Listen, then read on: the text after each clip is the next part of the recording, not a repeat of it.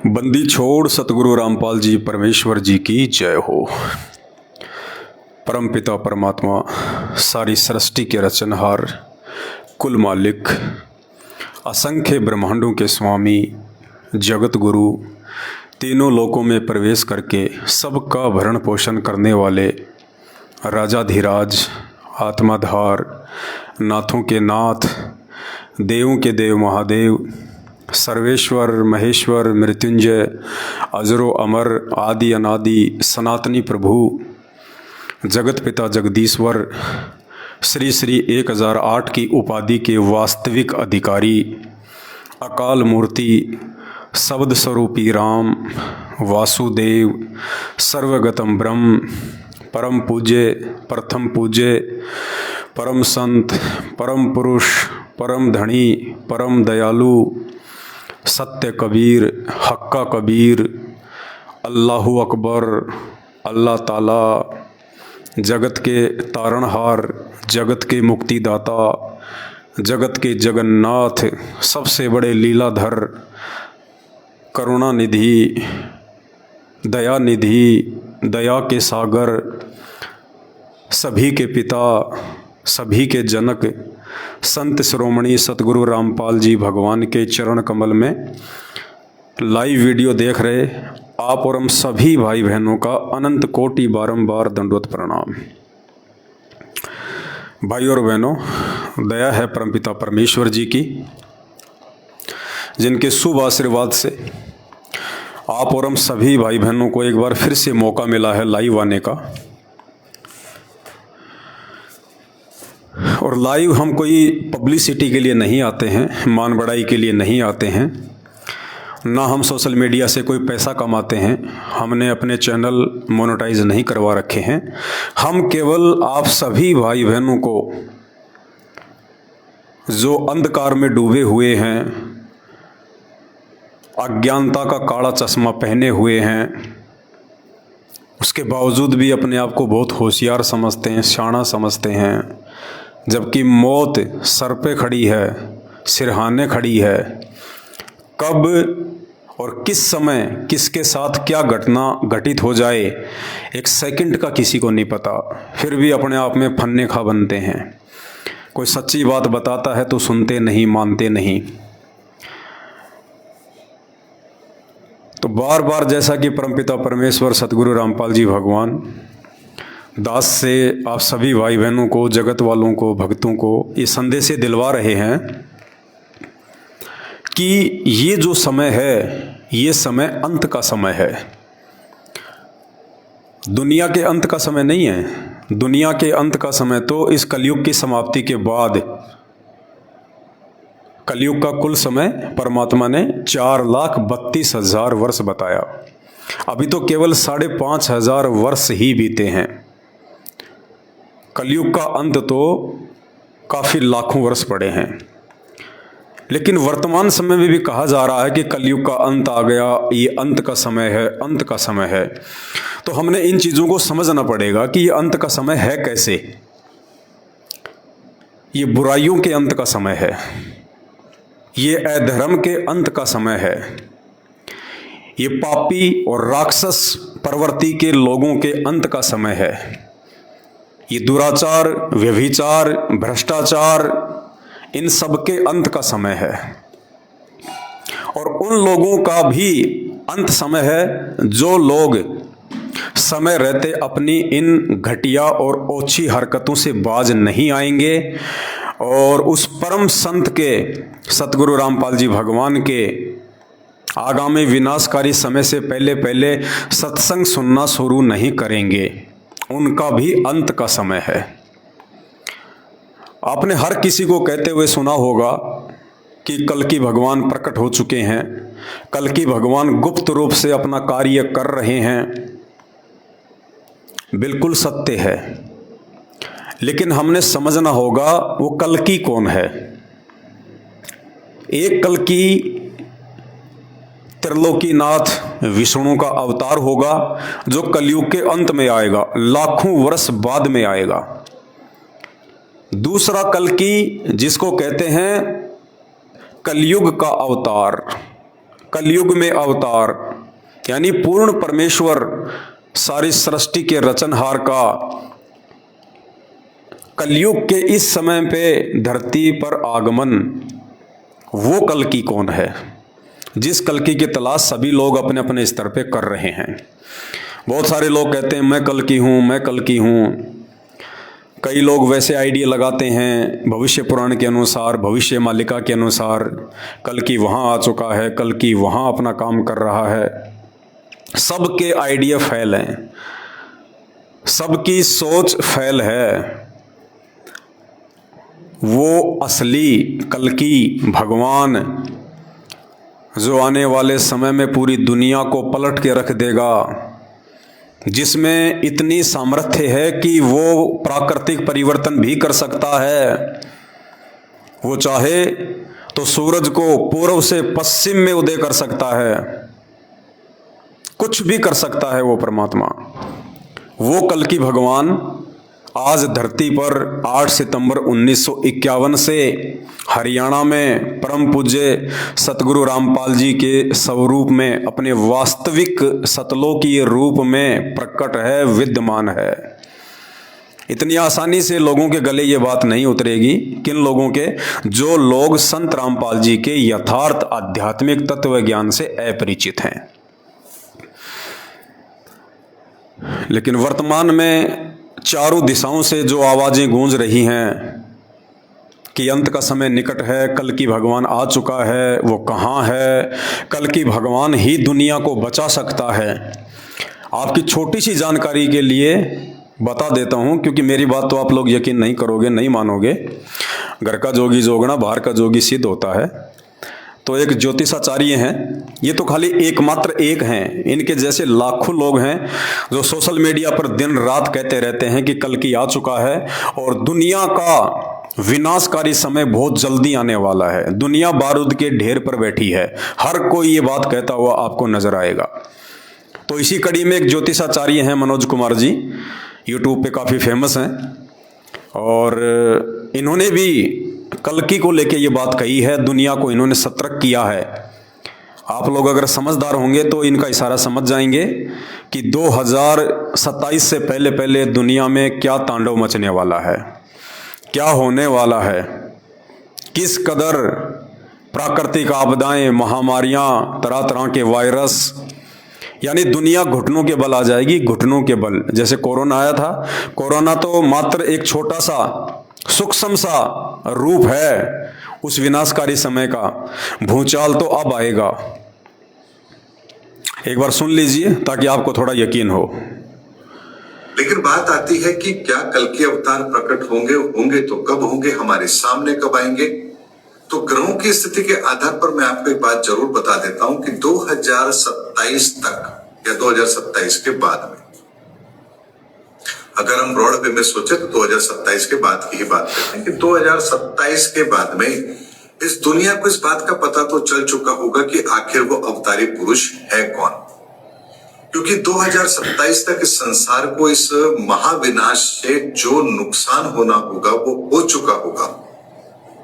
दुनिया अपने नुकसान को देख चुकी होगी, जनसंख्या में जो कमी आनी होगी वो आ चुकी होगी, महायुद्ध जो होना होगा वो हो चुका होगा, मानवता को जो नुकसान होना है वो हो चुका होगा, और ये धरती अब उस नुकसान की भरपाई के लिए अपने आप को तैयार कर रही होगी। ये दृश्य होगा 2027 का।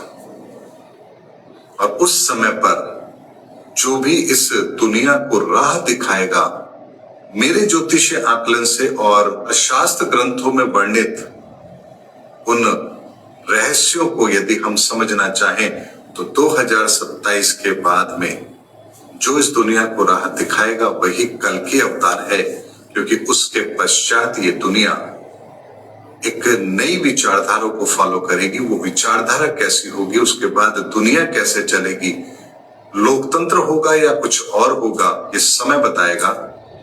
लेकिन 2027 तक ये दुनिया अपने त्रासदी को देख चुकी होगी और कल्कि अवतार के संदर्भ में जो भ्रम है वो भी दुनिया के दूर हो चुके होंगे।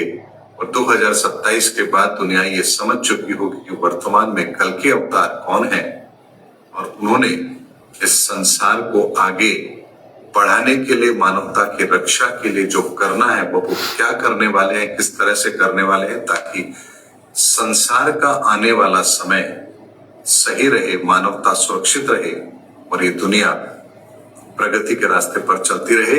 ये सब कुछ होगा लेकिन 2027 के बाद होगा। इसीलिए कल के अवतार के संदर्भ में जो लोगों के भ्रम है, मैंने उस भ्रम को दूर करने की कोशिश की है, क्योंकि शास्त्रों में कहीं भी कोई बात लिखी गई है तो उसके पीछे एक बहुत बड़ा गूढ़ रहस्य होता है। और यदि हम शब्द का अर्थ निकालेंगे तो कई बार अर्थ का अनर्थ होता है, लेकिन शब्द के मर्म को अगर समझेंगे तो उसके सही रहस्य तक हम जरूर पहुंच पाएंगे। ज्योतिषाचार्य मनोज जी ने आपको स्पष्ट शब्दों में बता दिया है कि 2027 से पहले जो भी महाविनाश होना होगा, दुनिया में जो भी परिवर्तन होना होगा, जो भी युद्ध होने होंगे, जितनी भी महामारियां आनी होंगी, जो भी मानव जाति का विनाश होना होगा वो हो लेगा। और उसके बाद यानी 2027 के बाद में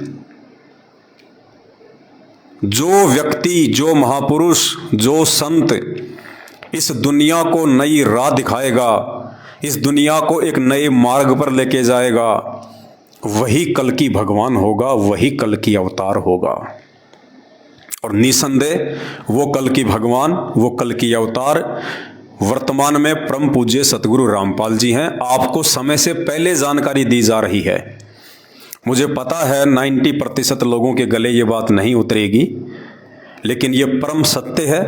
अगर 2027 के बाद आप सही सलामत रह पाए, उसके बाद भी आपको पछतावा ही होगा इस बात को लेके कि समय रहते हमने उन लोगों की बातों पे ध्यान क्यों नहीं दिया, विचार क्यों नहीं किया। थोड़ा सा यदि हम संत रामपाल जी के सत्संग सुन लेते, उनके विचार सुन लेते, क्या पता हम भी 2027 के बाद सतयुग के मार्ग से आगे बढ़ने में सफल हो जाते, उस द्वार से आगे निकलने में सफल हो जाते। क्योंकि बहुत ज़्यादा मानव जाति का विनाश होगा, बहुत ज़्यादा। भविष्य मल्लिका के अनुसार यहाँ तक कहा गया है कि पूरे विश्व की 3/3 जनसंख्या का सर्वनाश हो जाएगा, 3/3 जनसंख्या का। और पूरे विश्व में मात्र 30 करोड़ लोग बचेंगे, मात्र 30 करोड़। ये भविष्य मालिका में लिखा हुआ है। 2027 तक का समय है आप लोगों के पास। मतलब 2027 तक तो जो होना होगा वो हो लेगा। समझदार वो है जो समय रहते आंख खोल लेगा, समय रहते उस कल की भगवान की पहचान कर लेगा।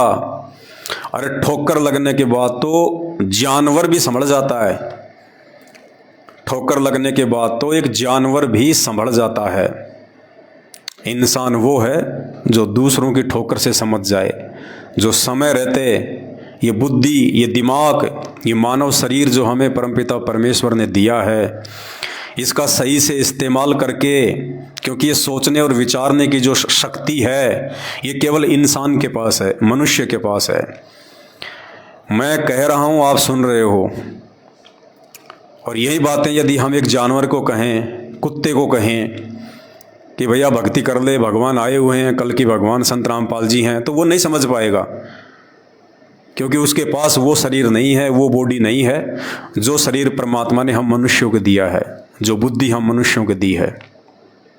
और जो व्यक्ति उस परमात्मा प्रदत्त बुद्धि का सही से वर्तमान में इस्तेमाल नहीं करेगा, और उस बुद्धि का सही इस्तेमाल केवल एक ही तरीके से किया जा सकता है, उस कल की भगवान परम पुरुष सतगुरु रामपाल जी भगवान के प्रवचन सुनो, उनके सत्संग सुनो, उनके विचार सुनो, और अपने जीवन की गलत दिशा को सही दिशा की तरफ ले चलो, वरना हाहाकार मचेगा, हाहाकार। आज आपके पास चाहे कितना ही धन है, आपके पास कितना ही बल है, आपके पास में कितना ही सपोर्ट है, आप कितने बड़े अधिकारी, मंत्री, प्रधानमंत्री हैं, उस समय इनमें से एक भी वस्तु आपकी जीवन रक्षा के लिए काम नहीं आएगी, एक भी वस्तु। क्योंकि उस समय यदि कोई चीज़ आपको बचाएगी तो केवल दो हैं, दो। सबसे पहला सतगुरु रामपाल जी भगवान की भक्ति। कौन सी भक्ति? मर्यादा में रह के की गई भक्ति।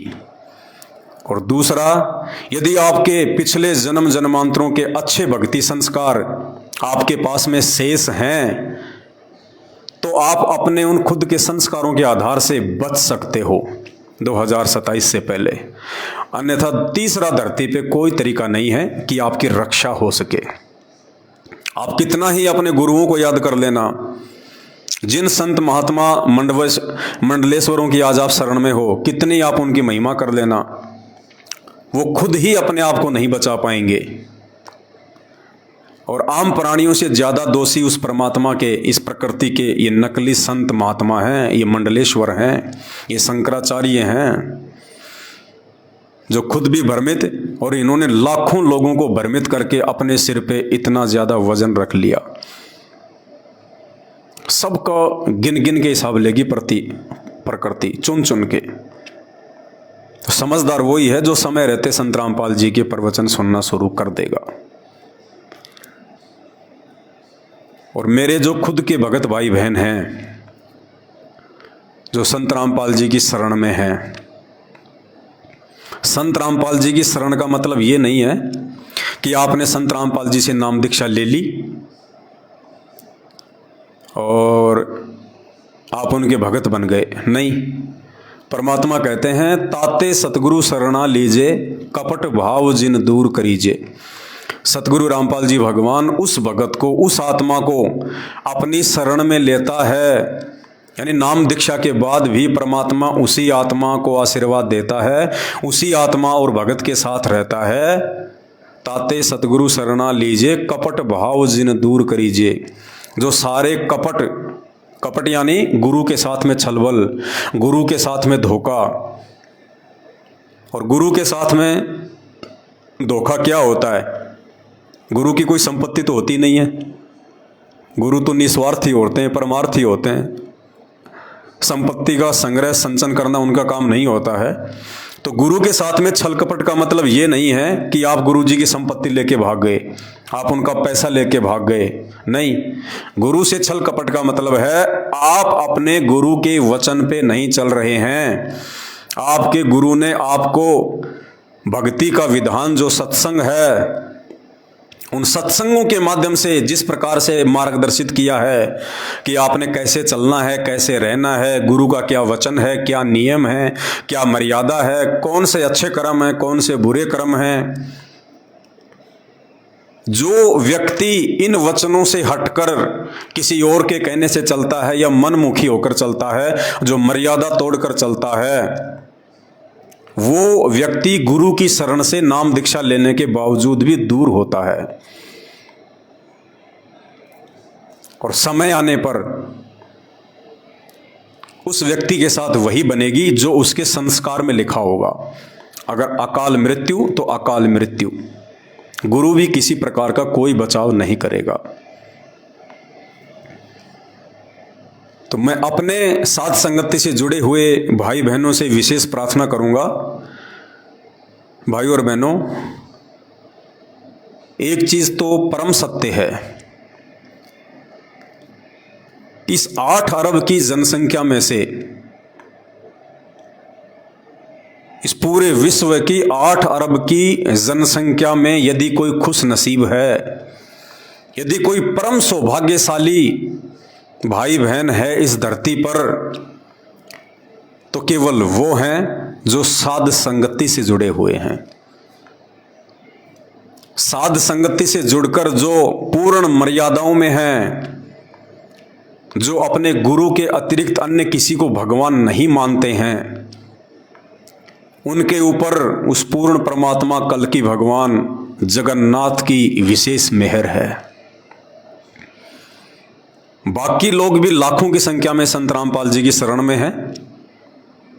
संत रामपाल जी की संगत में 2 ग्रुप बने हुए हैं। एक ग्रुप संत रामपाल जी के काल प्रेरित मनवश कलयुगी परिवार के पीछे गांधारी की तरह आंखों पे अज्ञानता की काली पट्टी बांध के चल रहा है। वे लोग जितने भी हैं लाखों की संख्या में, वे समझते हैं कि हम भक्ति कर रहे हैं, हम गुरुदेव के परिवार के साथ मिलकर सेवा भी कर रहे हैं, हम इन आश्रमों में भी जाते हैं, नामदान केंद्र पे भी जाते हैं, हम आश्रम में सेवा भी कर रहे हैं। ये पहचान नहीं है भगत की, ये तो मजदूरी कर रहे हो तुम, मजदूरी। ये वर्तमान का जो समय है, जो विकट समय चल रहा है, इस समय एक भगत को सबसे ज्यादा यदि किसी वस्तु की आवश्यकता है तो केवल भक्ति की और मर्यादा की। तगारियां ढोने की आवश्यकता नहीं है इस समय भगत को, ये पत्थर की दीवारें खड़ी करने की आवश्यकता नहीं है भगत को, मिट्टी में सिर मांडने की जरूरत नहीं है भगतों को इस समय। बहुत जबरदस्त काल का पहरा है पुण्यात्माओं। उन आत्माओं के ऊपर जो आत्माएं अंधे होकर सतगुरु रामपाल जी भगवान के कलयुगी परिवार के पीछे चल रहे हैं।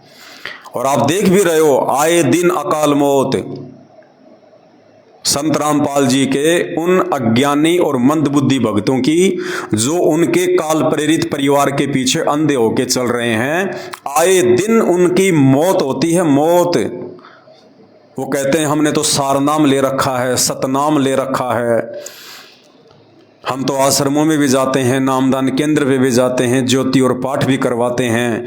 उन लोगों की वर्तमान में अकाल मृत्यु हो रही है, अकाल मृत्यु दर्दनाक। कोई एक्सीडेंट में मर रहा है, कोई बीमारी से मर रहा है, घर घर में लड़ाई झगड़े, अशांति, उन लोगों की बोलचाल, उनका व्यवहार जगत से भी गिरा हुआ।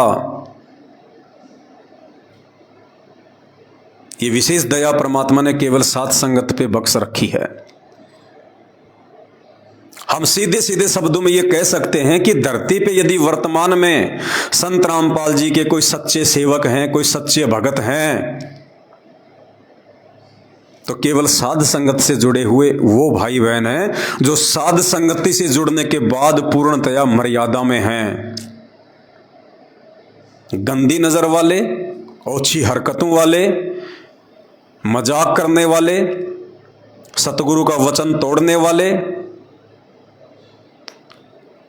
वो लोग यदि अपने आप को साध संगत से जुड़ा हुआ कहते हैं, या वो लोग यदि साध संगत में भी आते जाते रहते हैं, तो भी सतगुरु का आशीर्वाद उन आत्माओं पर नहीं है। उनके साथ भी आने वाले समय में वही घटित होगा जो आज संत रामपाल जी के परिवार के पीछे मर्यादा तोड़कर अंधे होके चल रहे भक्तों के साथ हो रहा है। ये परमात्मा है। आप अपने आप को धोखा दे सकते हैं, आप साध संगत से जुड़े हुए भाई बहनों को धोखा दे सकते हैं अपनी गलतियों को छिपा के, लेकिन आप उस अंतर्यामी भगवान से धोखा नहीं कर सकते। अंतर्यामी एक तुम, आत्म के आधार, जो तुम छोड़ो हाथ तो मोए कौन उतारे पार। ये सतगुरु रामपाल जी भगवान, ये पूर्ण परमात्मा, ये अंतर्यामी है। अंतर्यामी चीटी पायल बाजे पैर, साहिब सुनता है सब लहर। वो परमात्मा सतगुरु रामपाल जी भगवान, चीटी के पैर में यदि पायल बना के डाल दी जाए, उसकी आवाज को भी सुनने वाला है, मन में उठने वाली सोच को भी जानने वाला है। हम 20 वर्ष बाद में क्या सोचेंगे और क्या करेंगे, उसको वो सतगुरु रामपाल जी भगवान पहले से ही जानता है। आप उस परवरदिगार से, उस अल्लाह से धोखा नहीं कर सकते। इसलिए दास प्रार्थना करता है साध संगत से जुड़े हुए भाई बहनों से, क्योंकि आप लोगों को भक्ति बचाएगी। आने वाले समय में आपको गुरु का आशीर्वाद बचाएगा। इसलिए आपने भक्ति को मर्यादा में रह के करना है। हम लोगों ने हर संभव प्रयास करना है कि गुरुदेव का आशीर्वाद सदा हमारे साथ बना रहे। जो व्यक्ति वर्तमान में मर्यादा में है उसको भक्ति बचाएगी और संत का आशीर्वाद बचाएगा, क्योंकि वो संत की शरण में है। और जो व्यक्ति उनकी शरण में नहीं है, चाहे नाम दीक्षा ले रखी हो और चाहे ना ले रखी हो, उनको केवल उनके संस्कार बचाएंगे। तो सबसे ज्यादा सावधानी रखने की जो आवश्यकता है वर्तमान में, गुरुदेव भगवान के जेल से बाहर आने से पहले, तो केवल साध संगत से जुड़े हुए भाई बहनों को है। और इस समय ये काल पूरा प्रयास करेगा हम साध संगति से जुड़े हुए भाई बहनों के ऊपर दबाव बनाने का। देखो, जगत वाले तो काल की सीमा में हैं, जगत वाले तो काल के मुंह में हैं। काल उनको कुछ नहीं कहेगा, उनकी मौत निश्चित है, उनके संस्कार पहले से निश्चित हैं, उनके साथ वही होगा। चाहे वो ब्रह्मा विष्णु महेश की पूजा कर रहे हैं, चाहे 33 करोड़ देवी देवता धोक रहे हैं, चाहे उन्होंने कोई संत महात्मा को अपने गुरु के रूप में रखा हुआ है, कुछ भी हो, जो व्यक्ति संत रामपाल जी से नाम दीक्षित नहीं है, और वो चाहे साक्षात महाकाल की भक्ति क्यों ना कर रहा हो, उस व्यक्ति को आने वाले समय में केवल उसका संस्कार मिलेगा। अगर उसके भाग्य में जीवन दान है तो उसे कोई मार नहीं सकता, और अगर उसके भाग्य में जीवन दान नहीं है तो उसे कोई बचा नहीं सकता सिवाय संत रामपाल जी के। और दूसरे संत रामपाल जी के खुद के वो भगत जो उनके कलयुगी मर्यादा तोड़कर मनवश हो चुके परिवार के पीछे चल रहे हैं, उनको भी केवल उनके संस्कार ही बचाएंगे। तो सबसे ज्यादा जो फोकस है वर्तमान में इस काल का, सबसे ज्यादा जो व्यक्ति सतगुरु की शरण में हैं, जो मर्यादाओं में रह के भक्ति कर रहे हैं, साध संगत वाले भाई बहनों पर इस काल की विशेष नजर है, विशेष।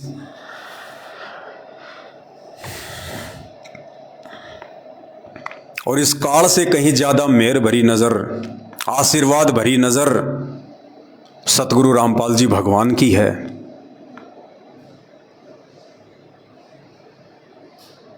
हमने क्या करना है?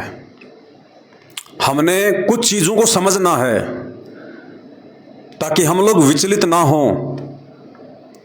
हमारे ऊपर आने वाले समय में पहले से कहीं ज्यादा दबाव पड़ेगा साध संगत वालों पर, पहले से कहीं ज्यादा साध संगति से जुड़े हुए भाई बहनों को तोड़ने का प्रयास किया जाएगा,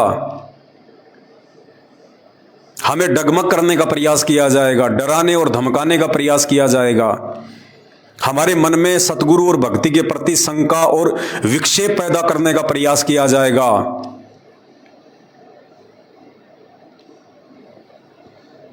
इसलिए विशेष सावधानियां बरतने की जरूरत है।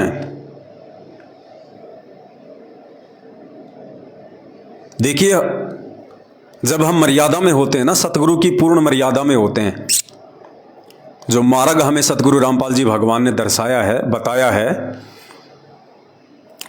और सतगुरु रामपाल जी भगवान ने खुद भी एक अच्छे भगत की भूमिका करके दिखाई है भगवान होने के बावजूद।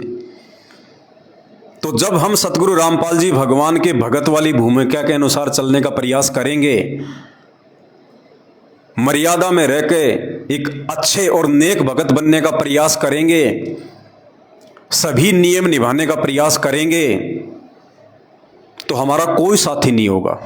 कोई भी रिश्तेदार तक आपसे नाता तोड़ लेंगे,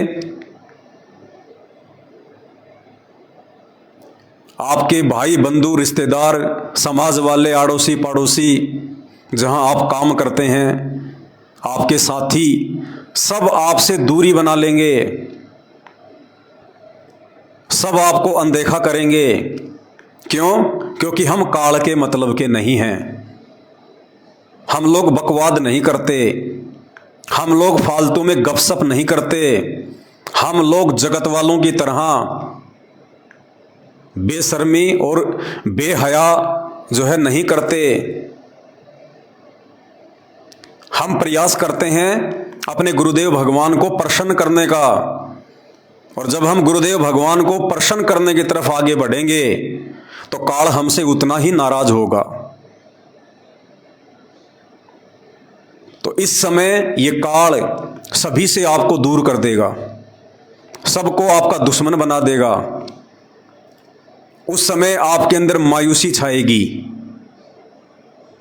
आपके अंदर चिंताएं बढ़ने लगेंगी। अगर वर्तमान में कोई सतगुरु रामपाल जी भगवान का भगत साध संगति से जुड़ा हुआ है और पूर्ण मर्यादा में है या पूर्ण मर्यादा में रहने का प्रयास कर रहा है, तो वर्तमान का जो समय है, इस समय उसको एक बेचैनी सी महसूस होगी, उसको कुछ खालीपन सा महसूस होगा। उसके अंदर इस काल के द्वारा निराशा पैदा करने का प्रयास किया जाएगा कि ये भगत ये सोचने पे मजबूर हो जाए कि मैं तो भक्ति भी सही कर रहा हूं, साध संगति से भी जुड़ा हुआ हूं, फिर भी मेरे से कोई बोलता क्यों नहीं, मेरे से कोई बातचीत क्यों नहीं करता, लोग मेरे को महत्व क्यों नहीं देते, लोग मेरे को तवज्जो क्यों नहीं देते, मेरी बातों को कोई सीरियस क्यों नहीं ले रहा। वो भगत गुमसुम सा रहने लगेगा, उन्मुनी, उसके अंदर बेचैनी सी होगी। क्यों होगी? क्योंकि उस भगत का इस संसार में अपने सतगुरु के अलावा दूसरा कोई नहीं होगा। उस भगत के विचार यदि किसी से मिलेंगे तो केवल अपने गुरुदेव भगवान से मिलेंगे, या फिर उस गुरुदेव भगवान की मर्यादा में रह के उसकी तरह यदि कोई और चल रहा होगा तो उससे मिलेंगे। जब वो भगत आपस में मिलेंगे कभी, तो उनके अंदर एक खुशी होगी, प्रसन्नता होगी, और वो प्रसन्नता यहां के प्रधानमंत्री को भी नहीं होगी, यहां के राष्ट्रपति को भी नहीं हो सकती। जो प्रसन्नता पूर्ण मर्यादा में रह के साध संगति से जुड़े हुए दो भाई बहन जब आपस में कहीं मिल जाते हैं, वो वास्तविक खुशी होती है, निश्चल खुशी होती है, निष्कपट प्रेम होता है, निस्वार्थ भाव होते हैं। तो कहने का मतलब है, काल हमें इस समय निराश करने का प्रयास करेगा, हमें निराशा की ओर लेके जाएगा, हमें बेचैन करने का प्रयास करेगा।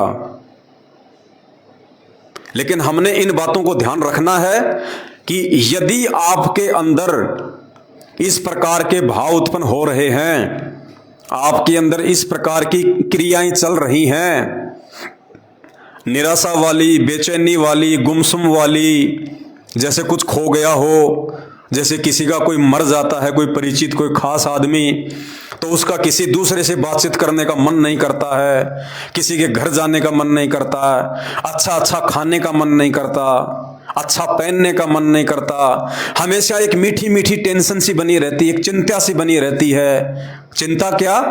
कोई लेन देन की नहीं, कोई हानि लाभ की नहीं, चिंता केवल उसको अपने गुरुदेव भगवान की तरफ से कि मेरे गुरुजी कब आएंगे, परमात्मा आप कब आओगे, हे परमात्मा ये दास आपकी मर्यादाओं से दूर ना हो जाए, परमात्मा हे बंदी छोड़, यहाँ तो काल का बहुत जबरदस्त पहरा है, परमात्मा आप ही बचा सकते हो मालिक, हम अपनी सूझबूझ से, हम अपनी भक्ति से नहीं बच सकते।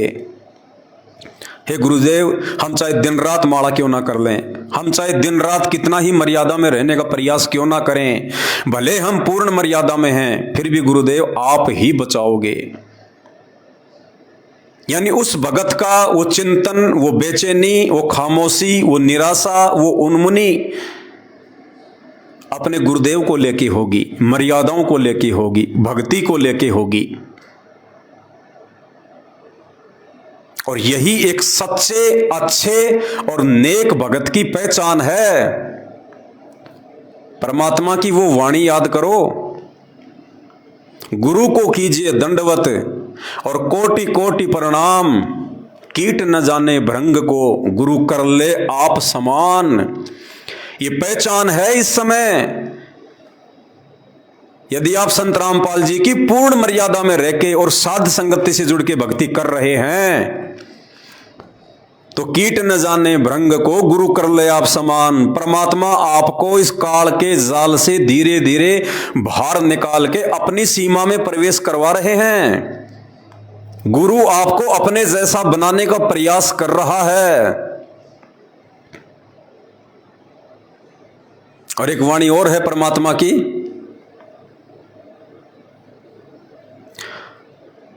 परमेश्वर की वाणी है कि मिले तो दंडवत बंदगी, नहीं तो पल पल ध्यान लगाए।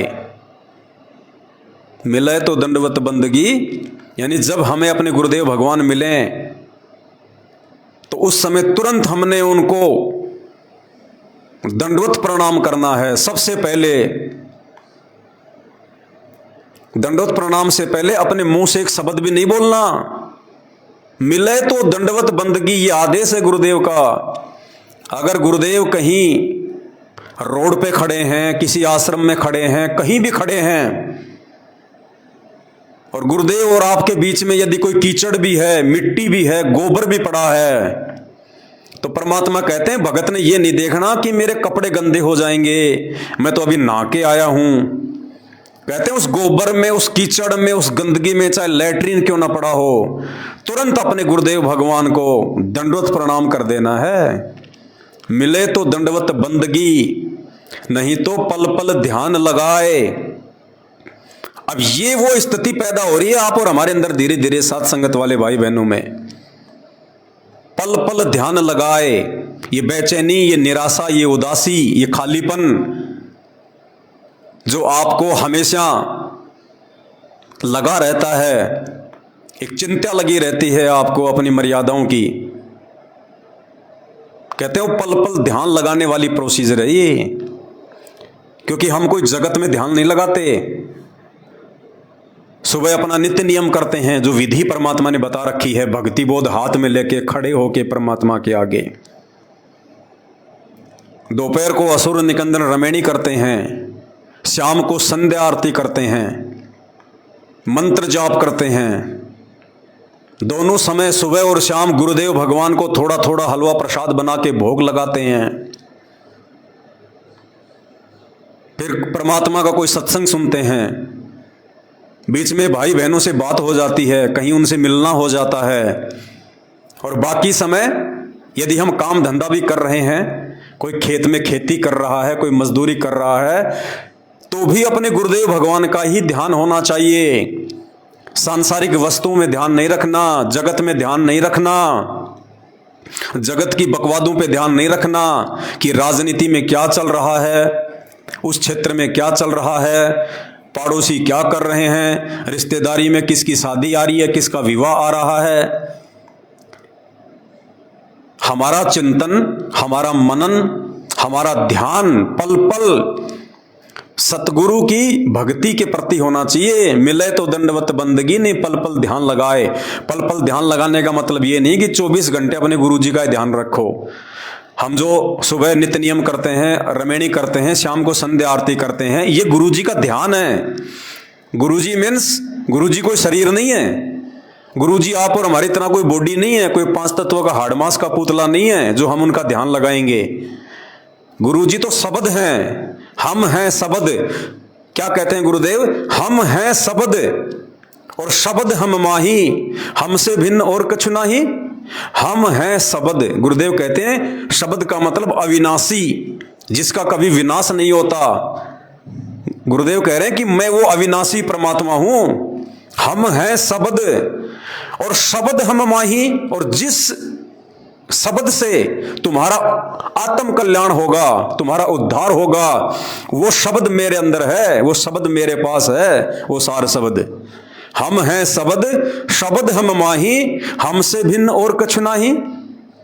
तो जब गुरुदेव भगवान का रूप शब्द है और वो आत्मा को उद्धार करने वाला शब्द भी हमारे गुरुदेव भगवान के ही पास है और उनके अलावा और कुछ भी नहीं है, तो एक सच्चा भगत, एक सच्चा सेवक अपने गुरुदेव भगवान और उस शब्द के अलावा और किस बात पे ध्यान लगाएगा? उसकी बेचैनी सदा अपने गुरुदेव को लेके होगी कि परमात्मा मुझे अपने से दूर न करना। उसकी बेचैनी सदा भक्ति को लेके होगी कि परमात्मा आपकी भक्ति में कोई कमी ना रह जाए।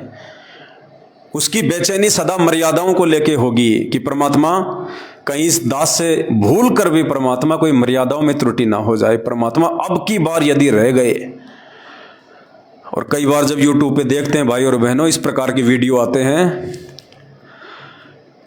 ये डिस्कवरी चैनल वगैरह पे जो जानवर वगैरह होते हैं, दास ने देखा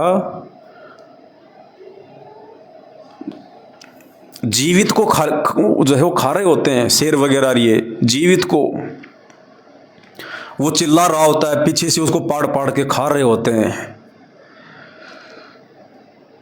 और सतगुरु रामपाल जी भगवान ने कबीर सागर के सरलार्थ में इस बात का जिक्र किया है कि जय गुरु मिलते नहीं तो जाते नरक द्वार। लक 84 में जाते हम। और आज भी यदि हम सतगुरु रामपाल जी भगवान की पूर्ण मर्यादाओं में ना रह के और भक्ति भी करते रहेंगे तो भी भाई और बहनों हमें नरक में जाना पड़ेगा, 84 में जाना पड़ेगा, दूसरा कोई तरीका नहीं है। और फिर गुरुजी ने क्या लिखा उसमें पुस्तक में, फिर तुम बैल बनोगे, भैंसा बनोगे। और भैंसा परमात्मा ने उसमें लिखा हुआ है कि शेर जो होता है ना वो भैंसे को सामने से नहीं मार सकता। जो छोटे जानवर होते हैं, हिरण वगैरह है, उनकी तो वो गर्दन दबा के पहले उनकी मौत करता है। शेर उनकी सांसों को रोक देता है, तो वो जानवर जो है वो मर जाता है, उसके बाद उसको खाता है। लेकिन भैंसा हो गया, हाथी हो गया, गेंडा हो गया, बड़े बड़े जो जानवर हैं, विल्ड बीस्ट हैं, उनको शेर सामने से नहीं मारता, बाघ उनको सामने से नहीं मारता। 3-4 शेर मिलके उसको नीचे गिरा देते हैं और नीचे गिराने के बाद में फिर उसको पीछे से सबसे पहले उसके गुदा द्वार को फाड़ते हैं। अब सोचिए, और जब तक वो आधा नहीं खा लिया जाता है तब तक उसकी मृत्यु नहीं होती। और पुण्यात्मा वो कितना तड़पता होगा, कितना चिल्लाता होगा, है तो उसके अंदर आत्मा ही, जैसे हमारे अंदर आज आत्मा है। अब हमें यदि कोई कुत्ता, 2-4 कुत्ते मिलके आपस में हमारे को दबोच लें या किसी बच्चे को दबोच लें और फिर उसको नोच नोच के खाएं, उसको जीवित को, जिंदा को, सोचिए कितना दर्द होगा। गरम रोटी हाथ से लग जाती है, उसमें कितना दर्द होता है, और वो उसको फिर नोच नोच के खाते हैं, जिंदा को, जीवित को।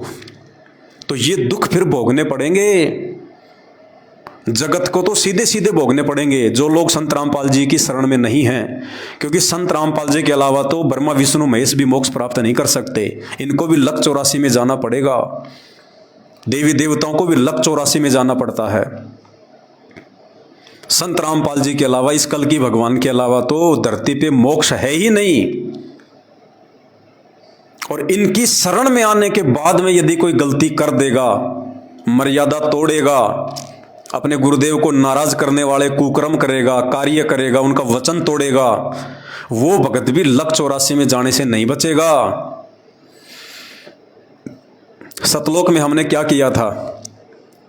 सतलोक में हमने गुरुदेव के वचन की अवहेलना की थी, जिस कारण से असंख्य युग हो गए हमें यहाँ ये नरक भोगते हुए, 21 ब्रह्मांड, असंख्य युग गधे कुत्ते सूअर बनते हुए। परमात्मा कहते हैं, कोटि जन्म तू राजा की न्या मिटी न मन की आशा। करोड़ों जन्म आप और हम, प्रत्येक प्राणी चीटी से लेके आती, हम लोग राजा रह चुके हैं, राजा महाराजा, पूरी पृथ्वी के चक्रवर्ती राजा। और एक साधारण मनुष्य का जन्म ही 84 लाख योनियां भोगने के बाद होता है। और कितने साधारण अरबों खरबों मानव जन्म प्राप्त करने के बाद में कोई एक बार हम लोग राजा बनते हैं। तो सोचिए कितने असंख्य अरबों खरबों जन्म हमने लक 84 के भोगे हैं। क्यों? क्योंकि हमने सतलोक में गुरुदेव भगवान के वचन की अवहेलना की थी, परमात्मा के वचन को अनदेखा कर दिया हमने। जब ये काल वहां पे तपस्या कर रहा था और हम लोग जब उस पर आसक्त होते जा रहे थे, तो गुरुदेव बार बार आकाशवाणी करते थे कि बच्चों सावधान हो जाओ, इस नादान की नादानी पे मत जाओ, तुम अपने जो है वो कर्म बनाओ, भक्ति करो अपनी, तुम्हें यहाँ पे किस बात की कमी है जो तुम उसके साथ में जाना चाहते हो।